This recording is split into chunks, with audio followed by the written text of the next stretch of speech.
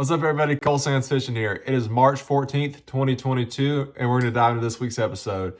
For starters, this episode is brought to you by two of my awesome sponsors. The first one is Tumbling Real Estate Professionals and Land Consulting. If you're looking for a home, around the Tennessee Valley area, Watts Bar, Nickajack, Chickamauga, check them out. They'll get you results, so they'll set you up with some awesome properties and the places to live. The second one is PDS Equipment. It is a printing service based out of Nashville. They specialize in UV inkjet equipment and standard horizon automated finishing equipment. So y'all be sure to give both these companies a follow on Facebook. Keep it with what they do, and be sure to hit them up if you're in the market. But yeah, for starters, so this past week it was a fun week guiding. It seemed like I had to cover a lot of water, and the fish really kept me on my toes. It seemed like every day I had to go somewhere different and do something a little bit different to catch them. Really the same baits everywhere I caught them, but definitely had to rotate a bunch of different spots. And it seemed like, by the end of the day, we'd finally find a group of fish and end up having a pretty good day. But really had to move around a lot and keep searching. And, that's what makes it fun. That's what makes you a better fisherman. So it was a good week of guiding overall. But I'll go, through our days last week, how we caught them, and then give you a fishing report for this upcoming week, what I think is going to happen. And should be a fun week on the water for everybody. But so yeah, like I said, had a good week last week. Monday we started off. Monday it was kind of a nasty day. We had some rain moving in, a big storm front, and that usually means good fishing. So I started that morning, running the back of a couple creeks, some places I caught them the week prior. And hit one of my best areas, never had a bite. Then went super shallow, went and our boat was rubbing the bottom. And we were throwing these Yozuri Rattling vibes. We were throwing them super shallow. I mean, as shallow as they could go. And the Monday, the color was definitely citrus. With them cloudy conditions, for whatever reason, that was definitely the go-to color. But we caught a few. I think we caught 4 or 5 up shallow. Caught 1 or 2 on just that red jackhammer chatterbait. And then, it was kind of scrambling. I was like, hey, we need to hit a lot of stuff. Let's go run around. We just need to find these fish biting somewhere because it was, like I said, it was good fishing conditions as far as just nasty weather. And, that always means nasty weather and springtime fishing usually means that the fish are really going to bite. So, man, we run around. Like I said, we caught 5 pretty early. We run around. And, we're just striking out, not catching anything. And then I said, about midday, I said, let's go make a change, we were running a lot of the back of creeks, back of pockets, and it just wasn't happening. And I said, these fish, they do like to stage up on some of these main lake shell bars going into the creeks and, just a couple, half mile out from the creeks, places like that, places that they winter on. Not their deep water winter holes, but as they're coming in, kind of staging places. And so let's go run some shell and see what happens. And it was about noon, 1 o'clock, and we pull up to the first shell bar, and we're throwing, and then my client, he gets a bite, puts the fish in the boat. It's a 5-pounder. I'm like, oh, that's awesome. I said, if there's one here, there's definitely more than one, because on them shell bars, it's a place, like I said, they stage up. It's fish moving in, getting ready to spawn, and they always travel in schools. The biggest thing there is getting the school to fire up. And as soon as he got that one in the boat, I said, fire back in there. So let's get him going. So he fires back in there, gets a 6-pounder, man. It's jumping. It jumps like 5 or 6 times, gets to the boat, digs, runs around the boat. We almost got him. He digs one more time and he pulls off. I'm like, daggum. And, I was like, throw back in there. Throw back in there. We got to keep him going. He throws back in there, catches 2 more 5-pounders, a couple 4-pounders, and the school shuts off. I was like, I know what we need to do those last couple hours of our trip. And we go to the next shell bar. He catches a good 4 1/4 off it. Go to the next one. I'm able to trigger one into biting. I said, throw it right behind me. I catch about a 3 1/2. He throws behind me, catches a 4 1/4, and head back to the first shell bar we hit. He catches another one, another 4+ pounder, and his dad in the boat caught another 3 1/2, 3 3/4 pound fish. So we ended the day with a really strong bag of fish. We had 24 1/2. But we had 8 or 9 fish over 4 pounds, and it was just one of them days we really had to adjust. And so I was all excited about my trip Tuesday and Wednesday because I'm like, I got them figured out. They're on the shell bars. That's what we need to do. And so Tuesday's trip rolls around, and I run every little bit of shell I got on the from Saudi Creek to past Dayton, and we run all that shell, and we do not have a bite. I mean, we're fishing for 3 hours without a bite. I'm like, okay, we need to change up. This is obviously not happening. And that was a half-day trip. I was like, the wind's blowing out of the north. I got some wind-blown flats we need to go hit.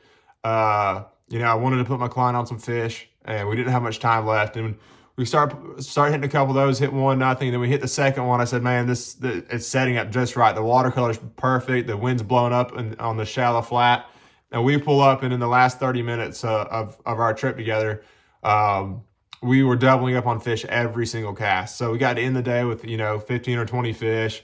Nothing real big, some 2.5 and 3 pounders mixed in. But end of the day, on a super high note. And that day it was the same thing. Just throw that Yozuri lipless rattling vibe, throwing it around. That day we did catch some on red as well. We were throwing 2 different colors. We were throwing the matte crawl a little bit, and then the Rayburn red.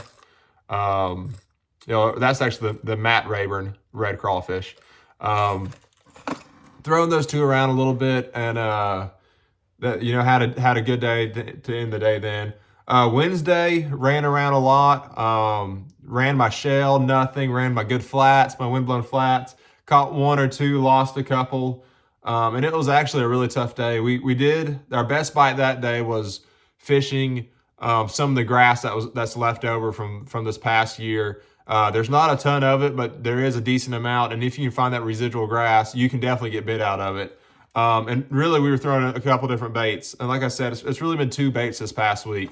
We threw the jackhammer chatterbait, caught some on red. I lost a big one that day. We were also catching some on gold and the white and chartreuse with the gold blade. Caught some on it. Caught some on the Rayburn red color rattling vibe. I think we caught 1 or 2 on citrus. I caught one about 6 pounds that day on citrus, or it was a 5.5, I think. But it was kind of a tougher day overall. Looking back on Wednesday, I should have ran more grass because it was really the only place we could get a bite. We ended up catching about 10 fish, and my client lost a good one on a chatterbait. I lost a good one on a chatterbait, and they just kind of bit funny Wednesday. It seemed like we had several fish. You'd yo-yo that trap up, and they'd hit it and just never hook up, or you'd have them for a second, and they'd pull off. You just tell they were kind of in a weird funk. And then the last day of the week, Thursday, the last day I guided. My client caught 8.11 pounder. It was his personal best, which was absolutely awesome to see.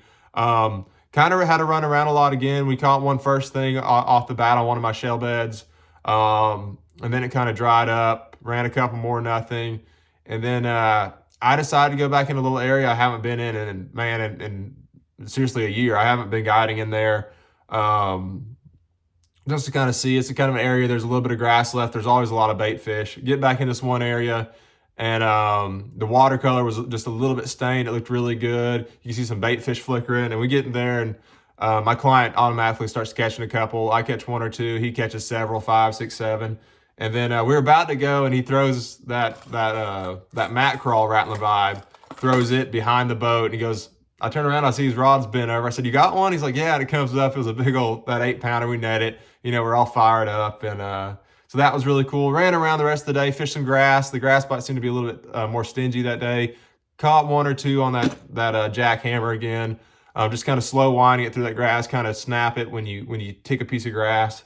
It definitely seems like, a lot of that grass that's left over right now is in about 4 to 6 foot of water, which is really perfect for a rattling vibe and a chatterbait. But what I've noticed, it seemed like that day we actually, and even throughout the past couple of weeks, it seems like red's working really well the first half of the day. And then what we did at the end of the day, we saved enough time to go back to that one little area where we caught, where my client caught that 8 pounder. We caught a few more good ones, some 3 pounders and a 3.5. And we switched it up a little bit, and I always like to try some different colors while my clients are fishing, just to make sure we don't miss something. And put on that royal purple rattling vibe, but I put it in the 1 knocker, which just something a little bit different, a little different sound, just in case the fish get accustomed to one color. And it seemed like in the afternoon that royal purple started to catch a couple more fish.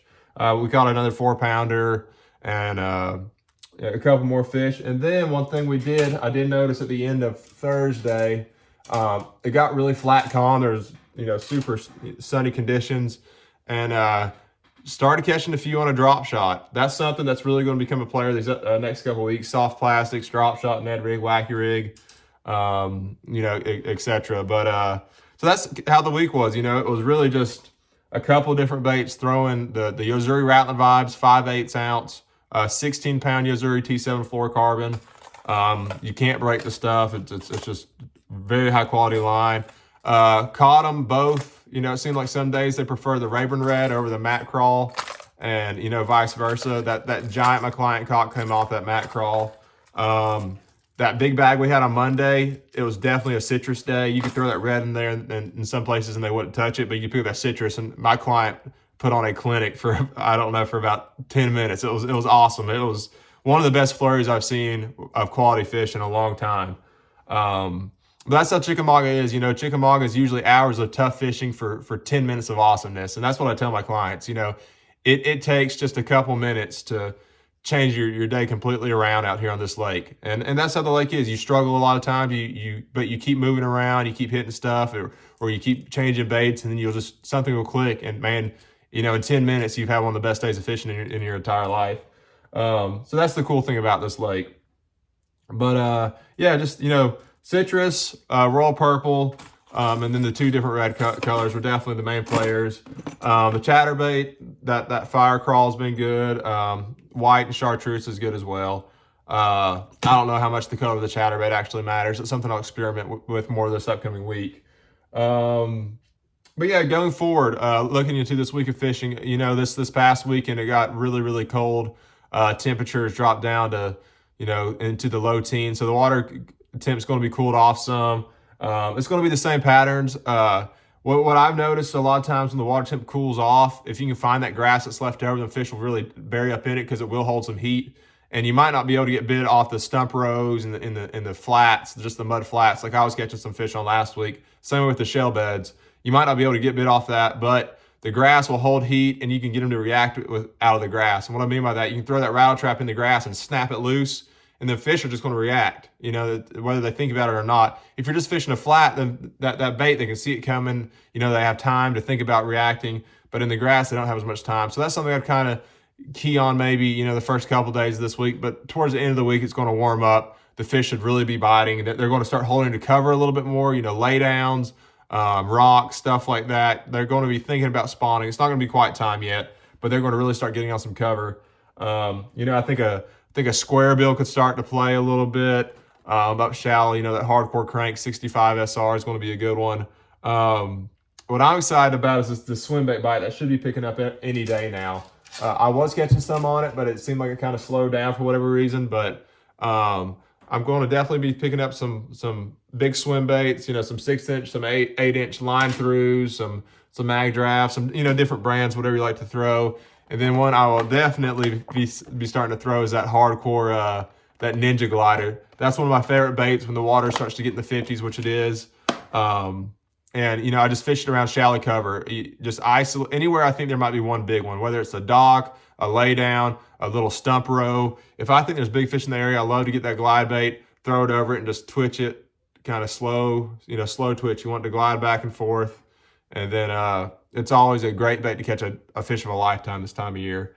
So that's kind of what I think going forward. Be sure to have your Ned rigs tied on, your shaky heads for them tough bluebird days with no wind.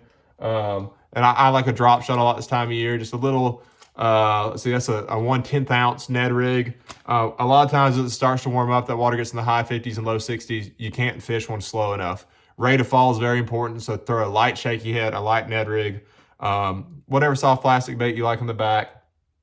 Like I said, I got a new sponsor, Fishco, that they're coming out with some really cool stuff. So I'll be excited to show you it over the upcoming weeks. And that should be it, though. Y'all be sure to leave questions in the comments, and I appreciate y'all's support. Thanks, guys. See you next week.